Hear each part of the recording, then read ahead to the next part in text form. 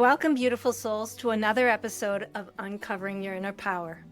I'm your host, Jill Ripley, and today I would like to talk about the law of attraction. Now, before you go all glassy-eyed, and I've heard all about that before, I promise I will be giving you a different take on it today. As I was sitting this morning in contemplation, a thought occurred to me when it comes to the law of attraction. There are some schools of thought that suggest you should envision your life as if what you want is already happened. Another school of thought suggests that if you envision your life as if it is already the way you want it, then you will stop striving to get there. It suggests that you should envision what you want, consider the obstacles, and how you can overcome them to ultimately get to where you want to arrive. I think both schools of thought are pointing at something real, but they're talking about different psychological mechanisms. The idea of living as if your desired future has already arrived has roots in many traditions, from visualization in sports psychology to some spiritual teachings and even aspects of cognitive behavioral therapy. The goal isn't to trick the universe. It's to change your own nervous system and behavior. On the other hand, there's also good research suggesting that fantasizing about a perfect future without engaging with the obstacles can actually reduce motivation. Psychologist Gabrielle Oettingen found that people who only indulge in positive fantasies often exerted less effort because, in a sense, their brain had already enjoyed the emotional reward. She developed a technique called WOOP, Wish, Outcome, Obstacle, Plan, to balance the inspiration with realistic action. So I don't think the question is whether visualization works. I think the question is how it's being used and how it will best work for you personally. Here's how I see it. If visualization leaves you feeling peaceful, confident, and then energized to take the next step, it's serving you well. If visualization becomes a substitute for action, where you spend more time imagining than doing, it can become a form of avoidance. In my podcast, I often talk about how the path unfolds moment by moment. I'm not someone who believes you can sit on the couch and think your way into a new life. I try to consistently emphasize taking the next courageous step even when you can't see the whole path in front of you. This philosophy, as I see it, actually blends these two ideas beautifully.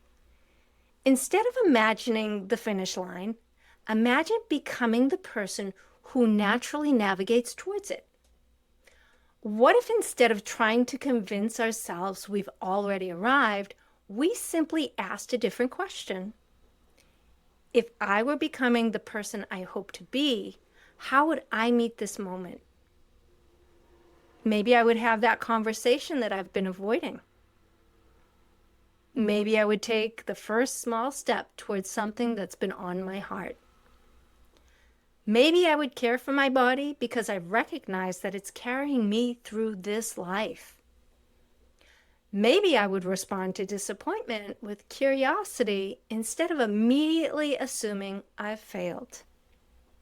That isn't pretending to be someone I'm not. It's practicing becoming someone new.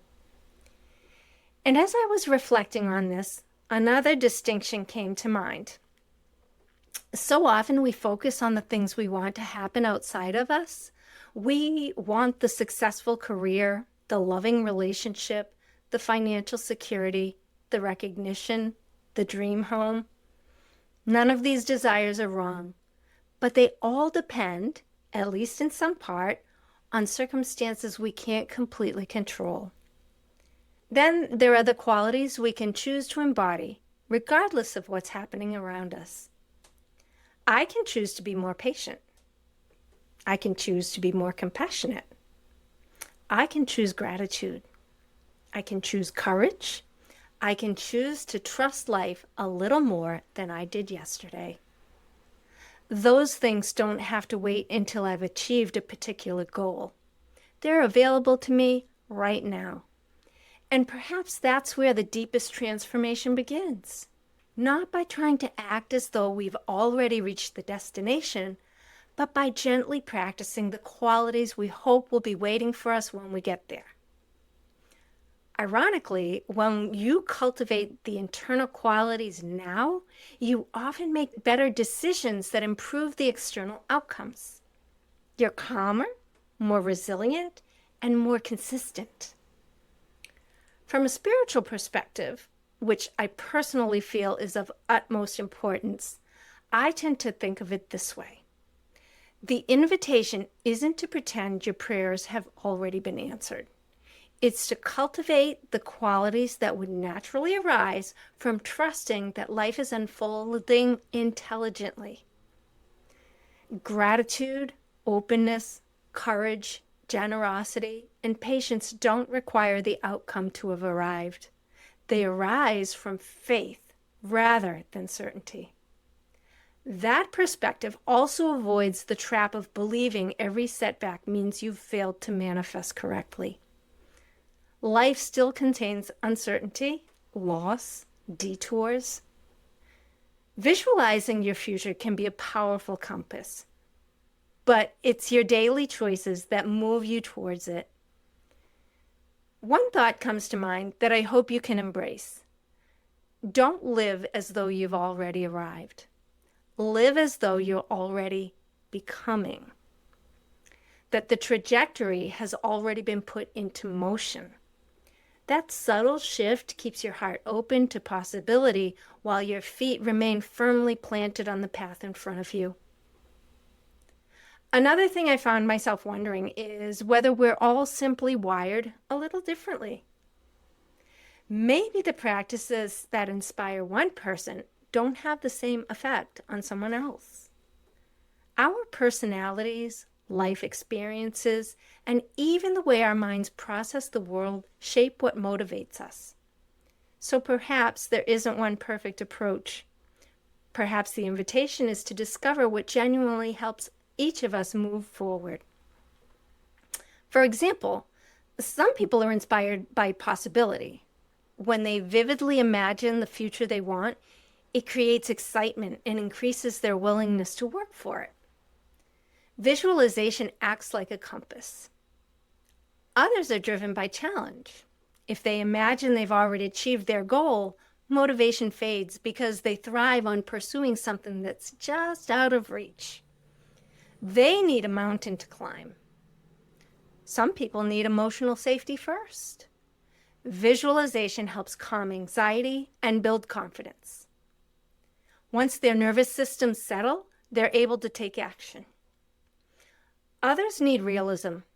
They become skeptical of affirmations or visualization if it feels disconnected from their current reality. They do better with practical planning and small wins that gradually build confidence. This points to something I've noticed over the years. Self-help often searches for the methods as though there's one universal law that works for everyone. But biology and psychology rarely work that way. Think about exercise. Some people love running. Others hate it, but thrive lifting weights. Others enjoy yoga. They're all moving their bodies, just in different ways. I think the same is true of personal growth. I personally enjoy looking at things through both a psychological and spiritual lens. And here's another thought that occurred to me. Perhaps the real question isn't which technique is universally true. Perhaps it's which technique helps me become more loving, courageous, peaceful, and effective. If a practice consistently leaves you more present, more hopeful, and more willing to take meaningful action, then it's probably serving you well.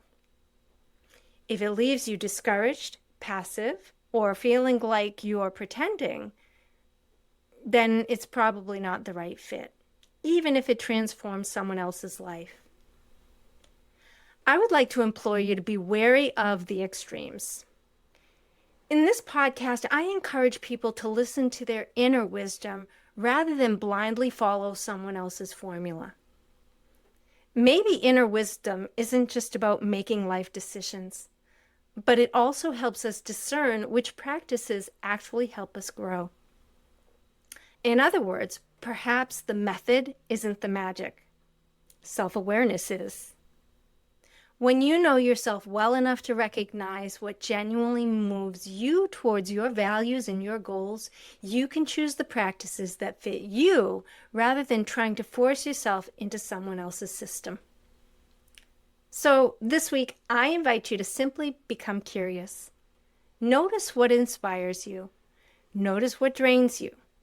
Notice what helps you become a little more peaceful, a little more courageous, and a little more aligned with the person you're growing into. Your path doesn't have to look like anyone else's. It only has to be authentically yours. So thank you so much for spending this time with me today. If this episode resonated with you, I would be so grateful if you would take a moment to like, subscribe, and share it with someone who might need this message.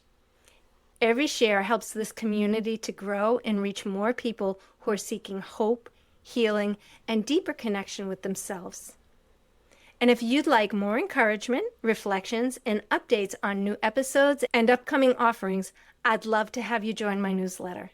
You'll find the links in the show notes along with ways to connect with me on social media. Until next time, remember, your greatest guide has always been within you. Trust it, honor it, and allow your path to unfold one step at a time.